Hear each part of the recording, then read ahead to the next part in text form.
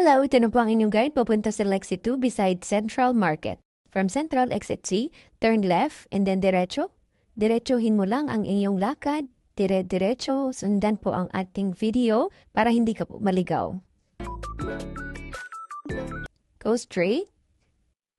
Diretsohin lang ang lakad. Sundan ang daan. Sundan mo lang ako, hindi ka maliligaw. So yan, nakikita mo yan, may 7-Eleven. Diretsohin mo lang ang lakad. Diretso lang. Madadaanan mo si 7-Eleven. And then, makikita mo si Dr. Kong. Paglagpas mo kay Dr. Kong, mayroon po dyan pedestrian. Oops, kalma. Konting paalala, i-check mo na kung green light at safe bago tumawid. Diretso lang ulit ang lakad hanggang sa marating mo na ang stoplight. Kapag narating mo na ang stoplight na ito, kumaliwa ka na. Turn left.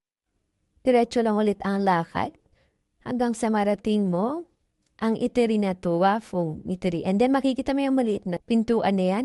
Yan. Pagtingnan mo, Hongkay Mansion. Papasok ka po dyan. Mayroon po dyan si Manong Guard. And then leave. Press 9. 9th floor po tayo. Tada! Thank you!